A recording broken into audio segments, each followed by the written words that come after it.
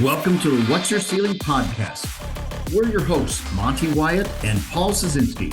Wherever you are in life, there is a higher ceiling. This podcast is how you become aware of it and how to take action to push through it. It's time to discover your ceiling. Welcome to What's Your Ceiling podcast, where we talk about your health, family, and business. It is an honor and pleasure to have with us today Terry Rich. He's got some great experience with the Iowa Lottery, the Blank Park Zoo, and he's been a guest on Johnny Carson. So I'm looking forward to hearing all kinds of stories today and learning what ceilings that Terry has broken through. I'm Monte Wyatt with my co-host, Paul Scieszinski. And we're excited to have here another episode of What's Your Ceiling? And we always like to start with an interesting topic to kick us off. And today I want to use the word disruption. Disruption as our topic. So first of all, I want to ask Terry, when you hear the word disruption, what comes to mind to you? I think it's change. People are afraid of change. And I've learned, I think, in the years that change is so important if you're going to succeed. Absolutely. Change. I like that. Paul, how about you? Absolutely. I think if you're going to grow, you're going to have some disruption. It takes a little pain, and disruption is part of it. And we're going through a lot of it right now. Whether it's the blockchain, there's a lot of that going on right now, and I think it's exciting myself. But. You know, I think disruption is being forced to think differently. You know, you've got to change the way you're thinking. You've got to look at different perspectives, because the way it's been done forever may not work anymore or may not be the right path anymore. So you've got to look differently and see what other options are out there. You use forced. I think change is important, that you are convinced that change is important, and how to, as leaders, to say, we need this and here's how it benefits you, which most people do, rather than just say, I'm going to go in and blow up the place. Yeah. Yeah, you got to be convinced. I like that. That's a good point. You know, Terry, I appreciate you joining us today. You and I met a number of years ago at one of my client events, and you've told stories about different organizations that you've been a part of. I want to hear about a disruption story that you've had, and if you would just maybe give us a little background. I said you're part of the lottery, the Blank Park Zoo. Give us a little history and some of your disruptions. I started off on the farm, and I think figured I'd be a farm kid all my life. Went to school at Iowa State as a math major, if you can believe it, and learned I could talk and make a living. So as I think the disruption started there, and many of my friends, the Kevin Cooney's of the world, or people who are anchors on the local broadcast TV stations, I decided to go try something completely different and do cable television before cable was cool. And it was the greatest entrepreneurial company in the world.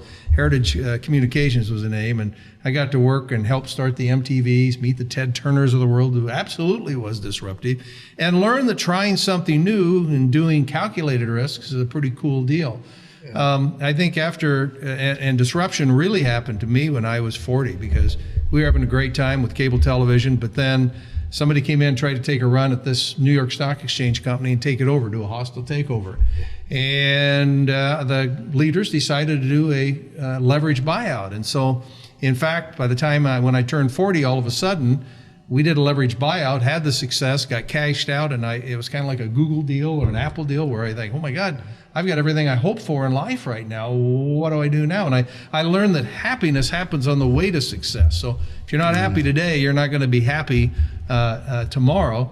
And so that disruption told me that do something I really enjoyed, which was television production. So I started doing work for the HBOs of the world and used the contacts that I had in cable television to have my own company, and probably made more money than I did in anything I've done in life by owning a company, being an entrepreneur. But at age 50, decided, well, you know what? Midlife crisis, maybe. I don't know what you'd call it, but I decided to try something new and give back. That's a disruption in life, right? Yep. And so former Governor Bob Ray called and said, hey, they're going to close the zoo. Would you be interested in running the zoo? And talk about going into a city-owned organization and deciding to be disruptive and make it successful when it was losing $600,000 a year. Seemed daunting, but just basic blocking and tackling and encouragement, we turned it around, raised $15 million, and that zoo will be around forever. And from there, disruption came when I got another call and said, hey, would you be interested in running the lottery? The lottery director is retired. $3.5 million budget at the zoo and $350 million budget at the lottery. Okay, that sounds like fun. So that's fun. And then I got disrupted, but when a vendor employee decided to try to steal from the Iowa lottery. And so we basically took about 6 or 7 years, but with a team, cracked the largest lottery fraud in U.S. history. So those are all disruptions all through. And throughout that, looking at those disruptions as change as not a challenge, but how could we make it fun and how could we make it successful? And I realized that when we said happiness, is on the way, success happens on the way to, happiness happens on the way to success, you realize that those changes really are fun. And once you get a taste of success, you just can't let that go. You're always thinking, what's the next idea? What makes it fun from here? It's really interesting to listen to this story. It sounds like you pretty much bat 1,000. No. I think the other thing you got to know is failure is the first step to success. And I have not met any successful CEO who hasn't failed one way or another. And almost every one of those, when I hear them talk, I'm in a breakfast club where all CEOs, whenever they get up and talk, they talk about their failures. And it's pretty encouraging because you realize you can fail and still have success. I mean, they'll say, Joni's going to Harvard and Susie's going to Yale and Bobby, we're having trouble. Everybody has a home problem. Everybody has some problems each day. And if you think about it, when we sent 3 men to the moon, as a project manager, people who are they're afraid to change, we'll say, okay, we're going to do this on this day and this is the date. And look how successful we're going to be when we hit our final goal up here. And the 3 people that went to the moon, they failed over 90% of the time. Mm-hmm. They didn't just say 10, 9, 8, 7, 6, 5, 4, 3, 2, 1, blast off. We'll see you in 2 weeks. We've planned this all out. It's going to be good. No, they failed over 90% of the time. They course corrected and had that success. So too many people, when they have their first idea, as soon as they fail once, say, well, didn't work, we're done, rather than say, we need to look ahead. What a great point that you just brought up, Terry. I think you're a very successful person in the state of Iowa and the Midwest. You got a great reputation. You're a winner. You're an achiever. But what's interesting, what he just brought up, is we all fail. And a lot of times, if you're batting 400, you're winning. And a lot of people don't know that. But Warren Buffett will say exactly what you just said. He'll talk about all his failures before he got his win. And I think it's important. What's really important is for people to know, to be an achiever, to reach a different ceiling, you got to go through that pain of losing. And it gets back to, are you going to get back up off the mat? Or are you going to take it on the chin and keep going? And I think that guy that goes that extra 3 inches or that extra mile is the guy that ends up winning. And I think, listening to you, Terry, and I know you've had failures, but you kind of got to surround yourself with great winners. And then you guys worked together, and it was amazing what you accomplished. Well, prime example. I went to Heritage. I'm sitting there. I'm doing some on-camera. A guy named Bill Riley, who you guys may remember, taught me. So I'm on camera, and I looked, and I didn't have a 5 o'clock shadow. I'm thinking, my next new idea, I'm going to write to Gillette and tell them how much I love their Track 2 razors. So I sit down. In those days, we had these things called typewriters. Typed out a letter, sent it off to New York, thinking, I'm going to be on national television. And so I sent it off, thinking in 2 weeks I'm going to get a call. They're going to put me on a plane. I'm going to be national television. Well, during those 2 weeks, probably had the same feeling you have when you buy a Powerball ticket. What if? I thought, what if I could be on national television? And you know what? 2 weeks to the day, almost to the second, I got the letter back. And here's what it said. Dear Mr. Rich, we're glad you enjoy the Track 2 razor. Unfortunately, Gillette doesn't make that. Schick does. Here's their address. I failed. But you know what? I was so excited about being on national television that just a few years later, I got a call from my little town of Cooper, Iowa, right south of Jefferson. And they said, we're doing the centennial. Would you help us? So we got together and we did what I really love doing, which is brainstorming. How many ideas? You try to get a bushel basket, you get 100 ideas in there, hoping that one works.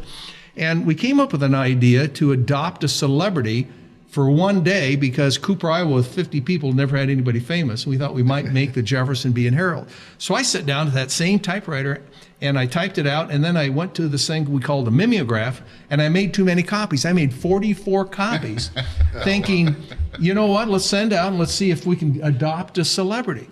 Do you know what? I failed 43 of the 44 times. If I'd not sent all 44 out, I would have never succeeded, because the next morning I got a call from this company called UPI. This guy says, I'm with Bryce Canner, I'm with UPI. I didn't know what UPI was. He says, we're thinking about this. We want to put this on the national wires. This is funny.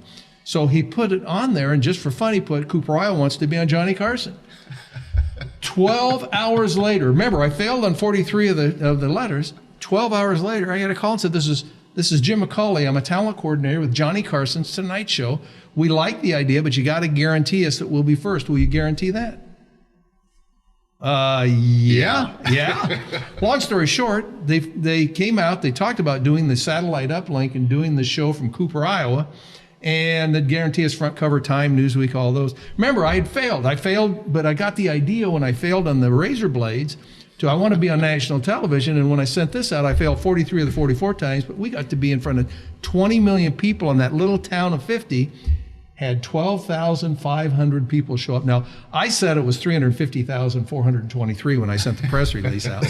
But all these people showed up, and that obviously shot my career up and gave me the idea when I started my own company to do these satellite uplinks for HBO. So it all sometimes comes from failure. That's just the first step to success. Yeah, that's interesting. You sent out your 44th letter hits. And Johnny Carson at the time, I mean, that was the biggest show on. Absolutely. 20 million people watched it then, and they played it on the Best of Carson. We were before Tom Jones. We were 20 minutes through 2 commercial breaks talking to Johnny. We had our own dressing room. They flew us out, gave us suites in a hotel. It was unreal. That is great. You know what? You know, as it is trying to achieve in those levels, he just goes, he had an idea and he moved on it. He took action. And that's what I like, because a lot of people will sit back there and have that great, I mean, realistically, everybody thought of Netflix way back. I mean, Netflix is an easy, but who acted? They acted on it. I mean, everybody knows you can, if you stream them and get the movie you want, that's what, there's a market there. You look for the changes. Even today, we did a show when I was doing TV production called Soccer Slam. Came up with the idea of, why don't we merge, we see WWE, #1 show on cable, so let's do soccer, hockey, and basketball. High scoring of basketball, action of indoor full contact soccer, because nobody watches soccer. That's boring. 0-0. We want scoring of 55 points. Better watch what you're saying there. That's a good point. We did 4 shows, got them on Fox Sports World, and it cost about $150,000 to produce. And we didn't sell any. The people we had didn't know how to sell advertising, so we watched it. But it got on Fox Sports World and in Galavision, and then we forgot about it because we were making money on this other HBO stuff. 20 years later, 2 years ago, we got somebody who saw it and said, "My God, we got it!" And they did this 20-page article on soccer, SOCKER. And lo and behold, somebody then called and said, "We want to do a documentary." And lo and behold, just recently, Hearst picked it up, and now it's out nationally, called the Game Gone Wild: The Making of Soccer Slam. Wow. And who would have thought from that failure, and that we didn't make a lot of money, although Sega now had a game out that we may have got an agreement with, to do all that. So it really is, failure is the first step to success. Well, maybe in that one, it's not always best to be first. That's right. Hey, I have two $2 million ideas that I haven't developed yet too. Be sure we talk about that at the end of the show. We've got to, because I love it. We might have to join that program. We're always looking for great ideas. Yeah. So, and think of the zoo. Here's a zoo that, we walked in. How do you change? How do you cause disruption in a very staid, city-owned facility? And it had no money, so we knew we couldn't. They were saying, okay, we need a $2 million giraffe exhibit or whatever. Well, you don't have $2 million, you're losing money. So how do you get people through the door? Well, we knew that everybody, if you're 2 to 12, you show up, right? You bring your kid. Just like any museum, you take your kid when you are a kid, you take your kid when you're grandpa, you take your kid when you're dad, 3 times. Well, we need to get people in more and more. But we thought, we got all the kids, how do we get young adults? Well, we started brainstorming, they were thinking, I said, what are one thing that young adults want? Booze.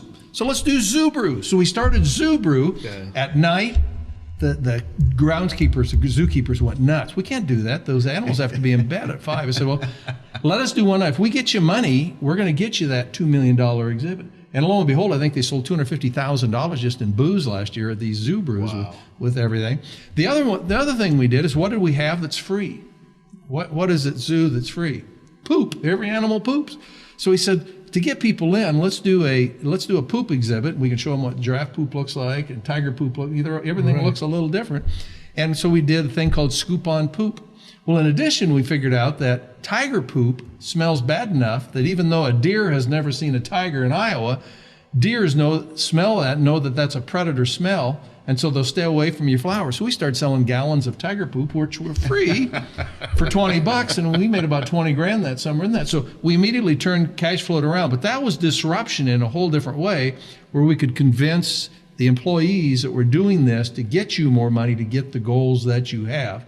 But we've got to do some things that we haven't been doing in the past. How do you get people to buy into those crazy ideas? You've got to show them what advantage it is if we get this. If this happens, this is what's going on. The other thing you do is incent people for new ideas that may fail or whatever, but you want people to always come in with ideas that you do it. The final piece that I'd suggest, which in a book that I wrote, Dare to Dream, Dare to Act, I try to divide the creative process into 2 steps. One, coming up, dreaming these new ideas. And I likened it when I went to Napa Valley, where I thought they went out behind and just took the grapes they had, and that's what they made their award-winning wine. No, they go all over the valley because the temperature's different, the soil conditions are different. They find and they take a bushel basket, and they take this one and this one and this one, and they go back and test, and they pick the grape that's the best. Same thing happens we tried to do within the business. We tried to get people together and say, I need 100 ideas. Every idea is a good idea. There is no judgment, right? Do not judge, because people, when you sit together and brainstorm, you often judge. You also make sure you have if everybody around the table looks like me, then you're not going to get the new ideas. And in today's society, diversity is so important because your audience can be so much bigger. If everybody looks like me, the only people who are going to buy are people that look like me. So you take that bushel basket and you fill it with everybody's ideas, no judgment. Every idea is a good idea. Then you take the second step, walk away. You write them all down, you walk away, and you get those ideas out, give it to everybody, say, let's all prioritize. So at this one, judgment is important. So the lawyers or the accountants did not say anything in the first meeting. In fact, they started giving good ideas because they knew we probably would never do this. But in the second step, they then say, wait a minute, you're going to get sued. Or, hey, we don't have the money to do this, or this is what it's going to cost. And together as a group, you prioritize that. So now you have group discussion on 100 ideas to give you the top 2 or 3, and everybody's bought in. Wow. I love that. And you find it's about people, isn't it? It is. And you can be the great leader, but a great leader brings people along with you. Yeah, especially as an entrepreneur. Entrepreneurs are awful managers in my mind. Mm-hmm. So when you start becoming successful, what you should do first is try to find an advisory group, which usually is an accountant, a lawyer, maybe a marketing person. And again, people who have diverse ideas, things that you may not think about. That I'm not a detail person, so I wanted to make sure I always have good, detailed, functional writing things down. I want to get things done today versus thinking long term. So you need somebody strategically. So you get people around you that have the abilities that you don't have, but have the personality to work with. Mm-hmm. Yeah, I think that's important. And what you said, I've had those diseases where I think I can manage everything and take control. And I realize, and I don't know if you probably studied the platform, the first platform in business is, 100,000, 3 million, 3 million to 8 million, 8 million to, 15 million to 25 million to 50 to 75 to 100 to 125 million and then beyond. And you find at each stage, there's a ceiling you're going to run into if you don't have the people in place. And then you also find that, say you're at 25 million, but you didn't build those people in the right places, that comes crumbling down. And you're a perfect example that's built a strong foundation with talented people. And you obviously picked that up at a young age, because I'll tell you, it took me years and I struggled until I accepted the fact it's about everybody and it's about the people, and you got to bring them with you.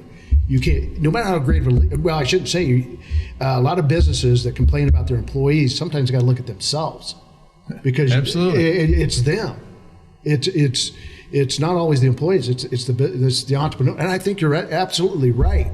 The entrepreneur sometimes got to get out of the way of himself. I'd always hire a farm kid. I mean, I grew up on the farm, and you had to creatively, when the tractor broke and there wasn't someplace close, you need to get back in the field. He figured out a way to do it. And I think the whole concept of people around you. But at what point is enough? What point are those dollars? Do you want to get from 1 to 3 to 5? All of those. Sometimes you see people who are a heck of a lot. I learned this back with Ted Turner. We brought him in one time, and he was just kind of down. I said, "What's up, Ted?" And he said, my accountant today told me I'm worth $500 million. But he says, I'm still seeing 2 psychologists. And I'm thinking, man, if this guy can do it, I surely can too. But the point was, he wasn't happy. And you see that with all the big stars, and whether it's basketball, football, movie stars. So somehow back to happiness happens on the way to success. I find that once I reach a goal, you hit the 1 million, 5 million, 10 million, whatever your goal is, then you say, well, what else is there? And you find that what you were doing to get to that first step is really what the love is and what you do. And I think that's why, maybe I'm ADHD, but that's why I jumped from 4 different careers all at the time I wanted to do it, not somebody telling me you're fired and then being worried about I'm no good, I can't do it. Once I succeeded and figured out, okay, I've had the success here, what's the next thing I can do? Mm-hmm. That's amazing. Tell us a little bit about, you built this cable company to be a massive, and really, I think, a short period of time.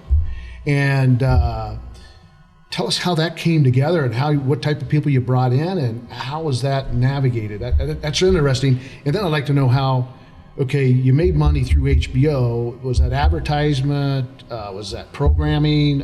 You do what you know, I think, and what you love doing. Right. The cable company had its pitfalls. County will always tell, Jim County will tell the story that there were a couple of days they thought they were done. They wouldn't make payroll. They had one layoff in the 20 years because they just expanded way too fast. And, it's financing, it's all those sort of things. And then they started bringing in, because we were entrepreneur, bringing in some city managers. And one was really good and worked with people. The other one was, this is what it is, and that's the only way it can be, and it's on paper, and we aren't changing anything. So, adapting, it didn't last long, or was moved around to be in the position that would help in keeping us organized. So I think you have those problems. When I left Heritage, I decided I don't ever want to manage people again, although I did many times. I did everything by hiring people out, and I used the idea from the Johnny Carson show that you could use a satellite uplink to go nationwide, and I started doing free HBO previews for cable companies. Okay. So Cox, Time Warner, instead of them going into one system and doing one free preview and try to get people to buy HBO, we'd go buy satellite. And the first weekend that we did this, tested this, we sold $15 million worth of HBO. So that really helped in selling it. But I just hired people outside. So I'd go to LA and I would we went to Time Warner Studios or Warner Brothers Studios, we'd hire an NBC truck and I'd hire a director. And once we got the people we liked, we'd just take them around the country with us and hire different trucks in those. So people are an important part. Nobody has the magic wand. And here's the reason why. What I learned in the guy that stole from the lottery is that you hire people, and if you talk to seniors, Character Counts, a business that Scott Racker runs, talk to seniors in high school, seniors in college, and said, have you ever stolen from your friend? Yeah, 70%. You ever stolen from your parents? Yeah, 25%.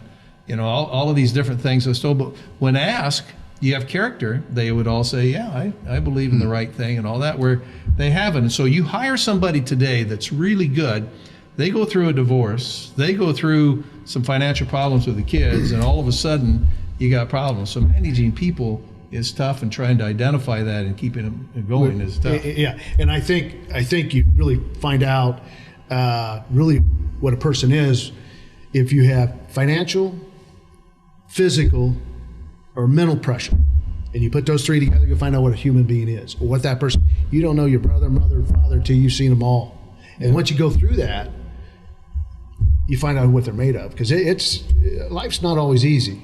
It isn't. And if you realize something could happen, then when it does, you say, okay, I got to figure out how to handle this. Let's move on. Yep. Right, and get back up.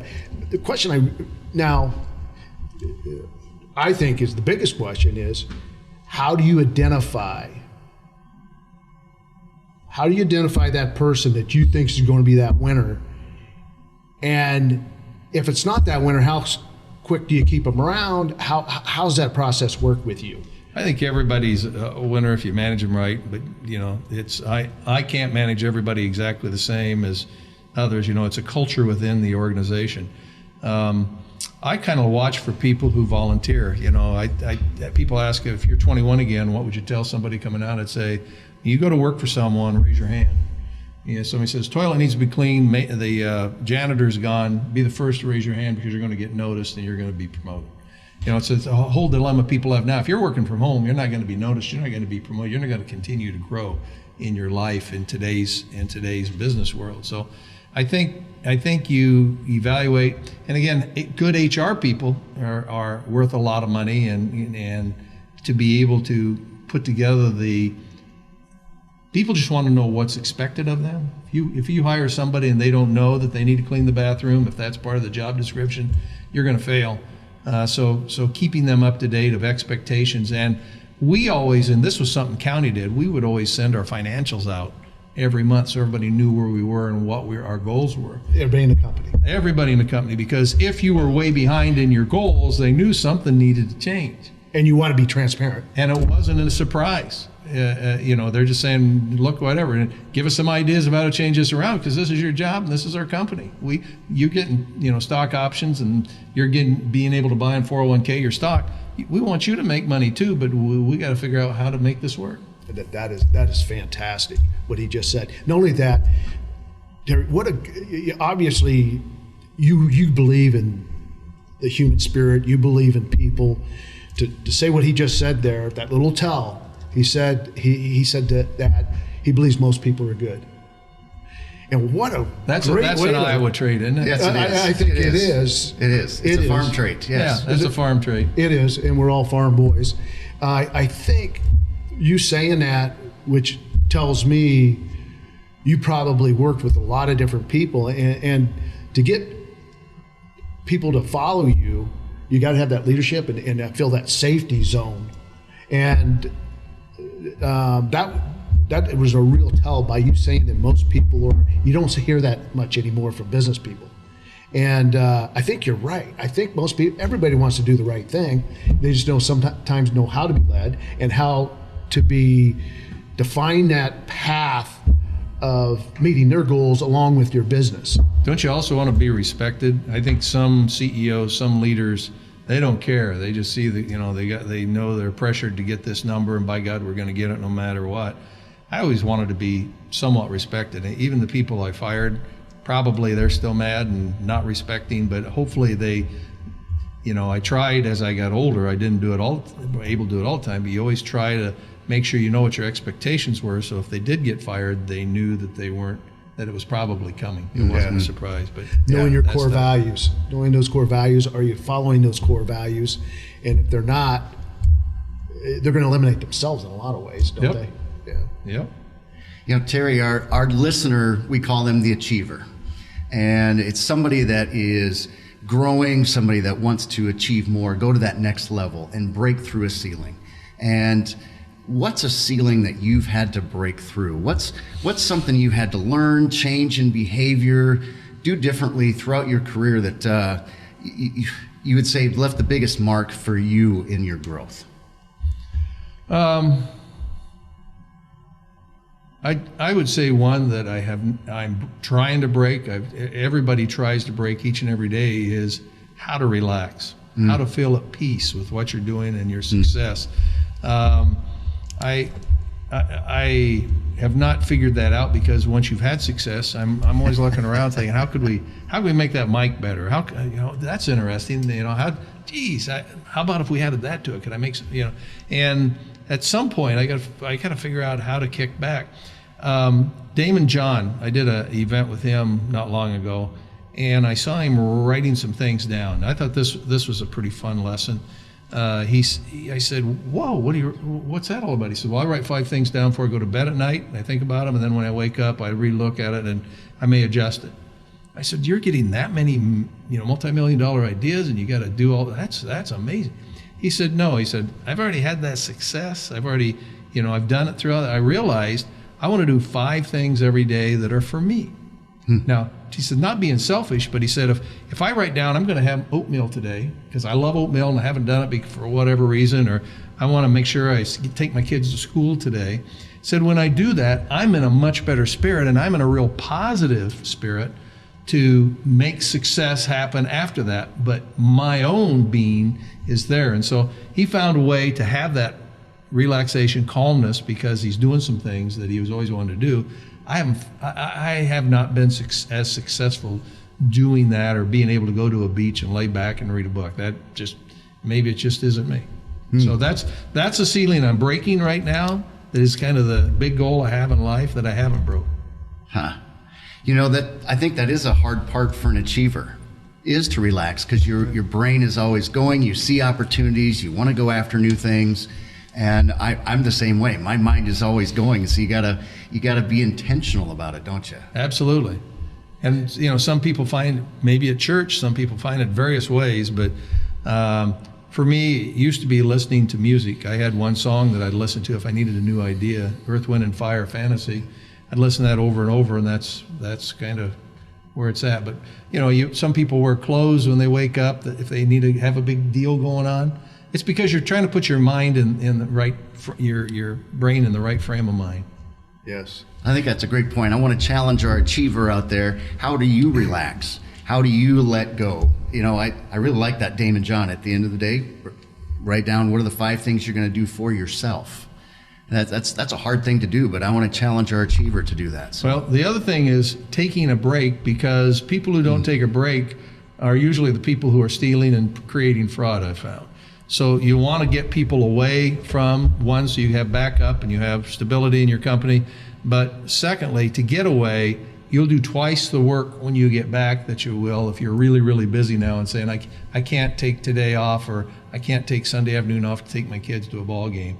You're crazy, because that's what recharges your body. That's interesting, because I think it's good to hear someone like you say that, because when you have several projects going on, you got the guilt factor of taking any time off or Absolutely. Doing something. Absolutely. Well, I can do. I just get this project done. I'm going to be able to relax. And no, it ain't going to happen. There'll be another project right behind you. If you don't already Yeah. have it, yeah. It is. That's interesting that you say that. I would imagine when you grew up in high school and in elementary, you're one of those guys in the class got bored and was pretty active. And I imagine the teacher. Ornery. Yeah, but I said the teacher was probably you were a challenge at times. And Yeah. and I think the classroom is a wonderful thing, but I think also we're finding out that traditional education isn't exactly perfect. And I think we got a lot of creative people out there that have become very successful that not even went to college. Mm-hmm.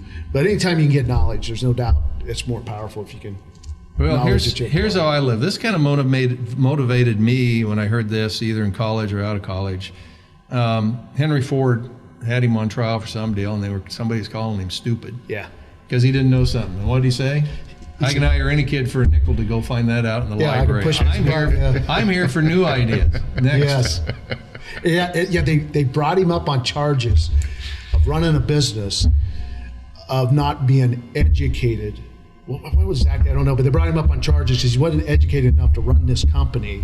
And I suppose they were probably trying to do a takeover. And he says, why should I waste basically my gray matter when I have all the most experts in each of those areas, and I can call them right now and we can find out how to solve the problem. Yeah, and that's back to your original point of having good ideas with lots of minds around you, and you become to do that. And to know as a manager, as if you're an entrepreneur, you probably aren't the best manager because you're trying to think everything.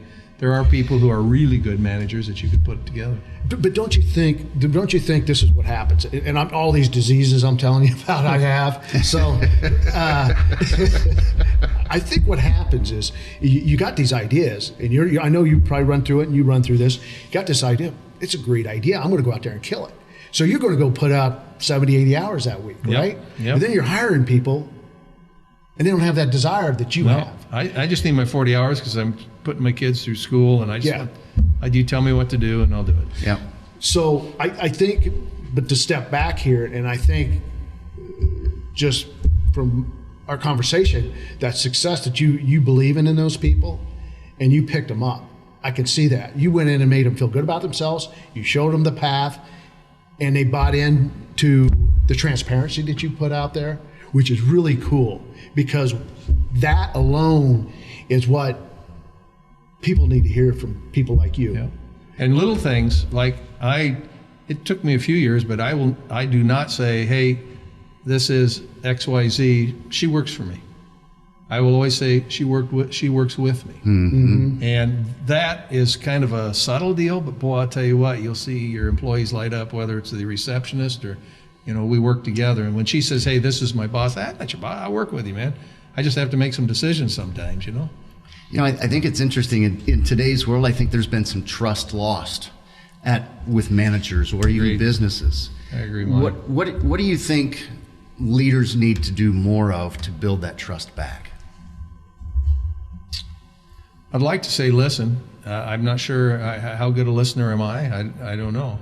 I think building the trust back is doing things they believe that just explaining what's expected probably is the biggest thing. Yeah. And if you can't do this, here's what we're expecting. If you can do it, you're going to love the place, and we're going to reward you, and we're going to tell you how great you are. If you can't do it, just tell us, because you're not going to be happy, and we're not either. So I think giving and communicating expectations, I would guess, is my thought off the top of my head. I think you're right. I think there's so many people who don't know what's expected, and then people expect them to read minds, and then both parties are upset. Yeah. And then didn't you read trust. your manual? No, I don't read manuals. No. Didn't you read the what's expected in the 2-inch thick deal? Nope, sorry. Tell me what I need to do, I'll get it done. That's a great asset that you have, Monte. Monte, as you well know, he's kind of a dry guy, common sense guy, and let's get a hold of it and let's go. And that's what I admire about Monte. Is he does lay it out there, and it's there if you want to follow that roadmap. And you do a great job. Absolutely. Executive training. You do a great job doing that. You said you had a couple of ideas you wanted to share. You ready for 2 of them? Yeah. When we were merging Mega Millions and Powerball so everybody could sell it, they asked me to think of some marketing ideas to promote Mega Millions. So I said, okay, crawled in the car and started heading home, and I looked up and I saw a moon, not a full moon, but like a crescent moon, so it's dark and then you see a little piece. Whoa, why can't we find a laser or a spotlight and put the jackpot on the moon? We could own the moon as a billboard. So I came back and I called to my alma mater, Iowa State, and got a hold of somebody up there, and they hung up on me, thought I was some kook. What the hell is going on here? So I called the University of Iowa astrophysicist, and he said, yeah, you got to break through the atmosphere. Well, because it gets dispersed as you go up there. So I realized I probably need to be on a satellite. So Elon Musk is who we're going to have to partner with if anybody wants to invest in getting this. The second one, which I think is a great one, is just down the road from here, is a little town called Menlo, Iowa. They called and said, hey, we need an idea of how to get people off the interstate. You got 60,000 cars going by. We're a quarter of a mile off. What could we do? Well, we brainstormed. We thought, well, you need gas, but every stop has gas. You need food, but it seems like every place you pull off has a McDonald's or something. What's the one thing everybody needs to do? And we got kind of a theme going here. Poop. Everybody, you need a bathroom, but not just a bathroom, you need a clean one. No one wants to stop and you know it's going to be an ugly because everybody's going in and out. So build a big old Morton building, have 60 bathrooms, get Gerber to donate all the stools and the urinals, but have them do all their new models, and then they can do market research and write it off. Same thing with toilet paper. You get free toilet papers. Everybody tests the toilet paper and writes. Sell Baby Ruths and Tootsie Rolls at the front desk. You got T-shirts. I got pooped out at Menlo, or I got PO'd at Menlo. You have a dog place outside. You have an outhouse for pictures. But the beauty of Menlo, Iowa was on exit 88. So can you imagine Burma Shave signs all over the world saying, urinate at exit 88. So someone should build the best bathrooms in the world on an interstate. You'd have a king come sit on the throne for the opening, you know? Yeah. So, I mean, you get free publicity. You wouldn't have to spend a dime on marketing. So I love that. those are two ideas for you. Great idea. And we're not too far from Menlo. That's very creative, and I love your thought of just come out with ideas. There's no wrong idea. Get the bushel basket Just full. get the bushel basket. And so I you love it. dare to dream it out, no judgment, and then you take those out, lay them out, and then everybody gets together and say, well, let's prioritize them. Everybody prioritize, and you add that together, and you'll come up with one or two great ideas.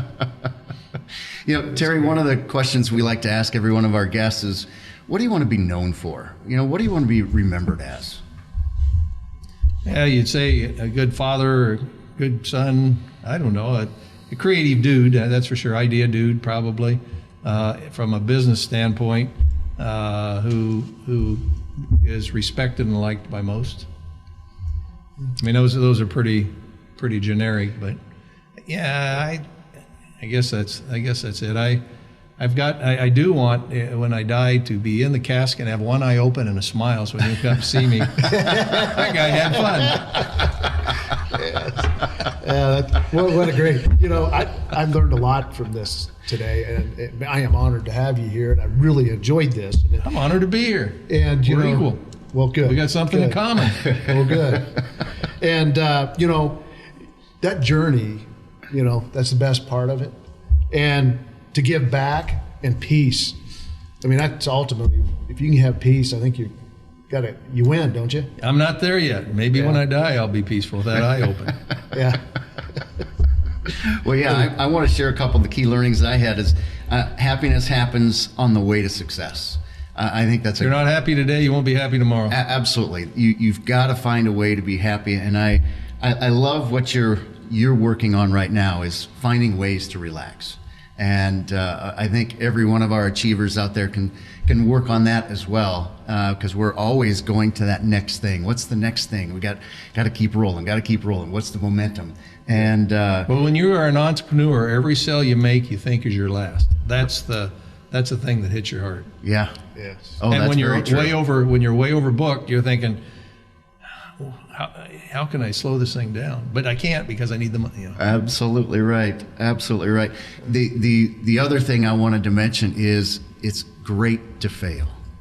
And that's where success really happens. And I love the story, 43 out of 44 letters. Well, the failure is as it happens, you got to just figure out how to buck up and put it in there. It's not fun, that's for sure. And I would say calculated risk. The more I got in and the more money I made, I started taking 10% of everything I made, and that was my research and development. Big companies have research and development. They put budget in. So you got to budget your personal, that you take 10% of your money or 5% of your money that you make, and you put that aside for your play money. And once you've spent it, you don't dig back into the 90% and re-spend it. You know, that's how you go bankrupt. You look at gamblers, that's what they do. You reach in, $100. God, I know I can win it back. So you get another. No, go in, call it entertainment money. So call it research and development when you do that. And I think new entrepreneurs, if you can work for someone else, so you've got cash flow. Cash flow is what you lose when you're starting a new company. So you have some cash flow so that you can then on weekends and nights start your business. And then when you get your cash flow going from that company, you take off and really make it big time. Those are ideas that I would have to continue. I love it. But the big deal is, do you think today we got a bushel basket full of ideas yet, or do we need to keep talking? I think we've got a million ideas. Okay, good. We got to act on it. That was our goal. Remember? That's right. That was our expectations. Absolutely, absolutely. You know, I want to give you a chance to share with our achiever. If somebody wants to get a hold of you, how can we best contact you? Yeah, the best way is terryspeaks.com. That's that easy. It has contact information, background, bio, all that sort of thing. T-E-R-R-Y, terryspeaks, like talking.com. Wonderful. Could you talk a little bit about your book real quick here? I have actually two books. Dare to Dream, Dare to Act was one I did just to talk about the idea of splitting up the creativity process into getting the ideas in the bushel basket, and secondly, acting on the ideas. People are afraid also to act once everybody has the idea. Second is the $80 billion gamble. Both are available on Amazon. That is about the Eddie Tipton fraud case that happened in Iowa, and it has all of the dirty details in there. So the $80 billion gamble, both are on Amazon, or if you just Google Terry Rich Amazon, you'll find them. Oh, Wonderful. fantastic. I did the books to document things for my kids, for ideas and for the actual fraud. I use them for books. When you do a lot of speeches, my creative way to make more money is, and he's an author. You know it all then. Yeah, that's right. No, Marketing. I'm excited because I'm going to read those books. They're fun. I'm excited about it. Terry, thank you for joining us today. Really appreciate your insights, and I know our achiever out there has gained a lot of new insight as well. And I want to thank everyone for joining us on today's episode of What's Your Ceiling, and keep up the growth. Thanks, everyone.